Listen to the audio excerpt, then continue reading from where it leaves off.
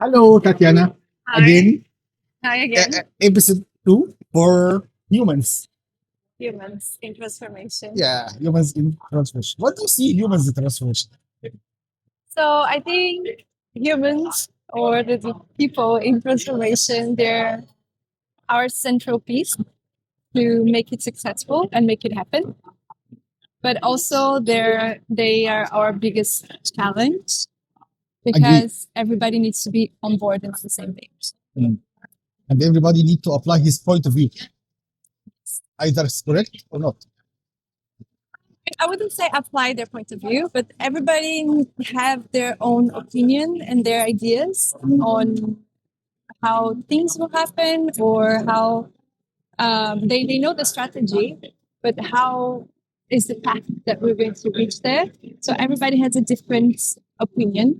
We just need to make sure that regardless of the differences that we might find, that at the end we all agree that we will follow one single road and that everybody's going to apply their best selves to make it happen.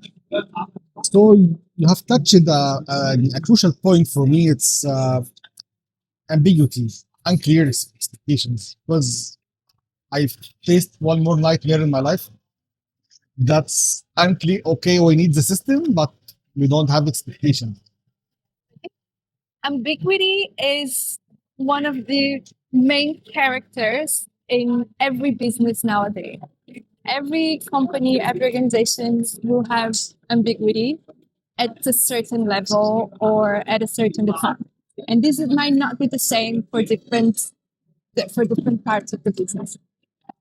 But we will need to deal with this ambiguity on the best way possible by establishing clarity and transparency where we need to go and what needs to be done.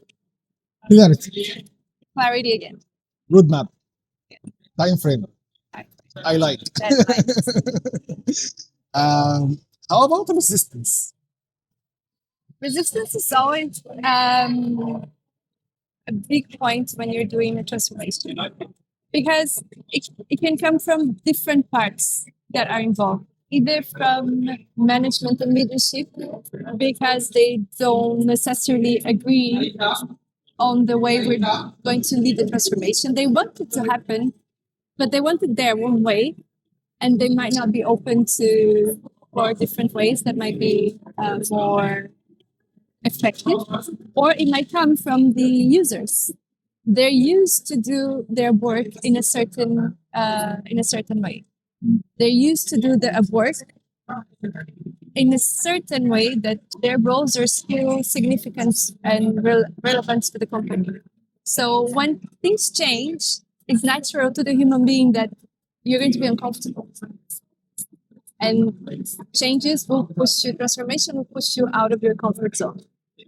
Sure, because the comfort zone kills dreams. Do you agree?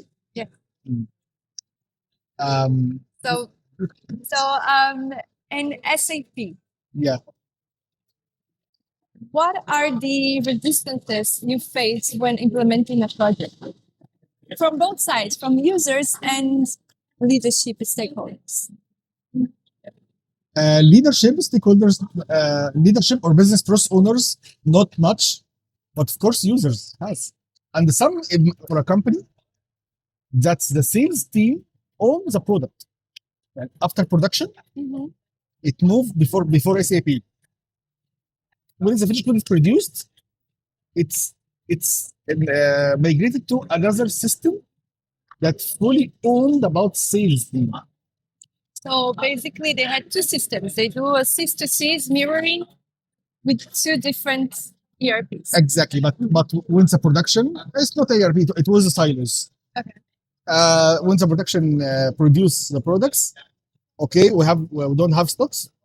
All of stocks move to sales, and sales have the warehouses management, the stocks, scrap, sales, credit limits, has everything. Another company.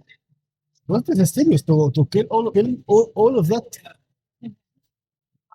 No, we have supply chain teams that controls your stock. We have finance teams that control your credit limit to apply governance. Because I have SODs, segregation of duties is crucial for the change. I can't use me. I can't have one hero that controls everything. It generates corruption. Yes. Unfortunately, يعني, let's make it clear. It's nothing but corruption. Okay, I have the products, I have the stocks, I have the warehouses, I have the sales, I have the customers. Come on. If I'm angel, I will do corrupted. So it's crucial to have segregation of users and identification.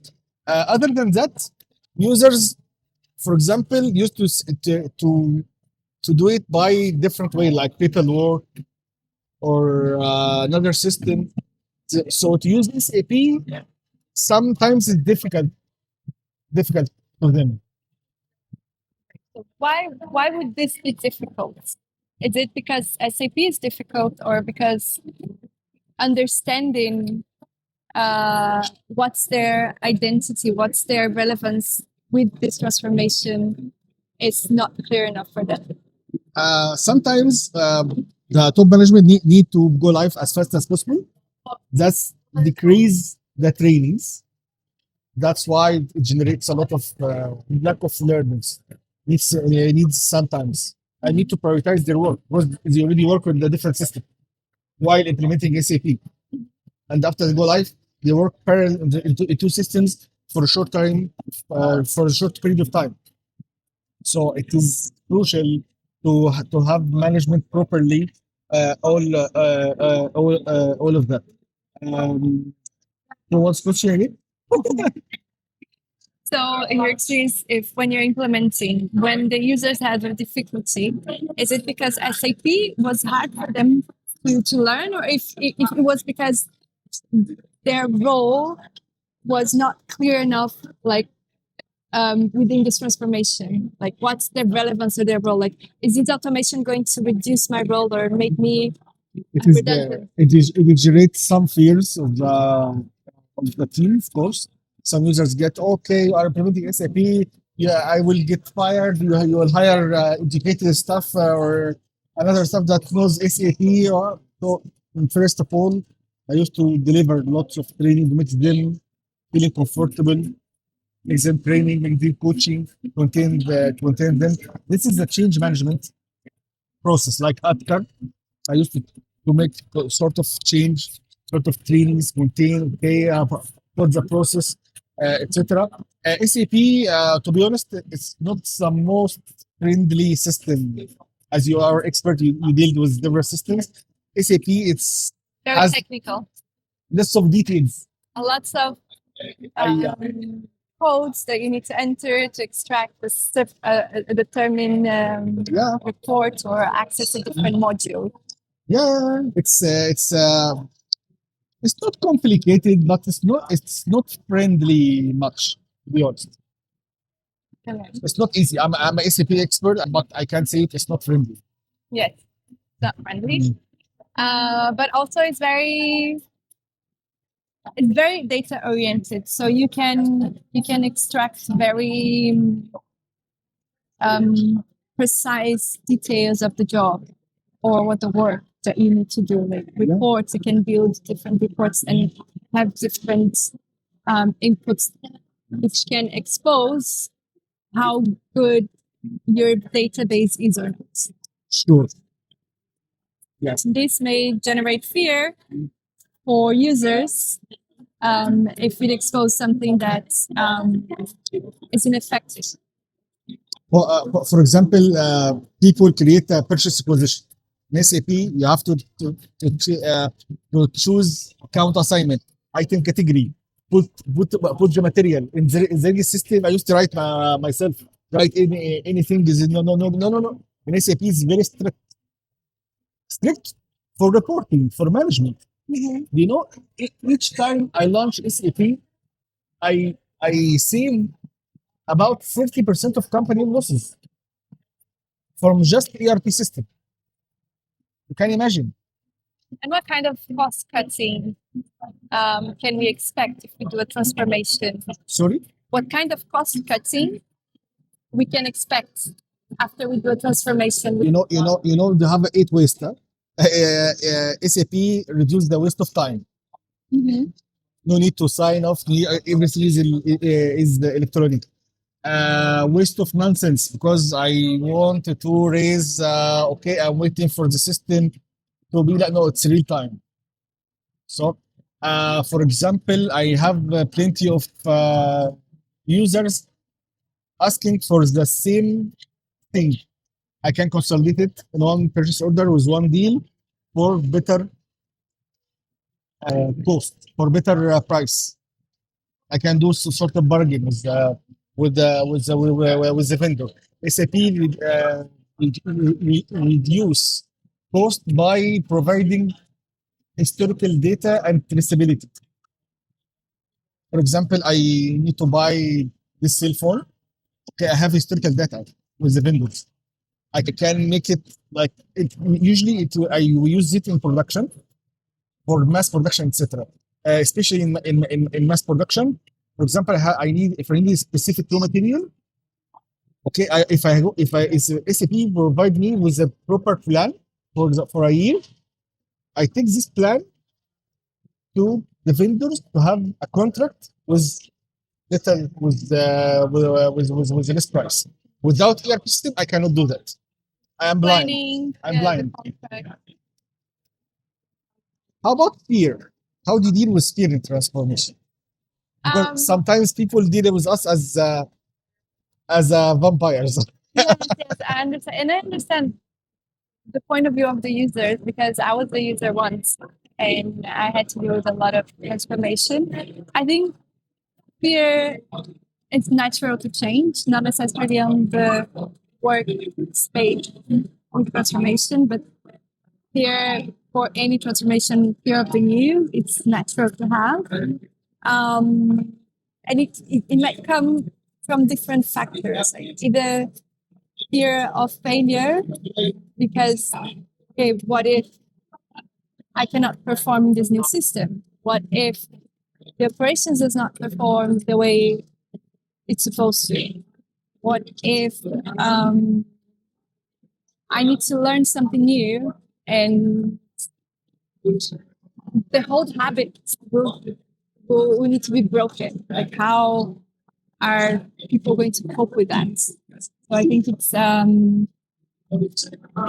natural, the transformation. Sure. But that's why I keep stressing so much clarity and transparency. Like, where do we want to go? Why this is necessary? I don't just want to automate systems to make it faster and get rid of people. You're still relevant because you're the operator. So you're still going to be there. It's just a change in a way of working, and make sure that people understand that this is for their benefits to work smarter, faster, not harder. Sometimes when you change a process, the first thing that sticks in the user's head is like, I need to learn something new. This will take me time. At the same time, I need to do my work. Like, how am I going to be able to learn this new, incorporate these new processes, but still do the work that I'm used to do, like in autopilot? So I think all these factors need to be considered and delivered in a very clear message, as in there's still the jobs are still relevant, people are still relevant, automation is necessary for development, Yes. and this is the road we're going to take. Training will be given. We will need time to adapt, of course. Nothing's done from day to night. But I think fear is natural. It is up to both the transformation team as well as the leadership to deliver the message that what is the benefit for everyone, both for the company and also for the people that are executing the job. Yes, you're right. You're right. To have you in the episode number 2, and hopefully we continue.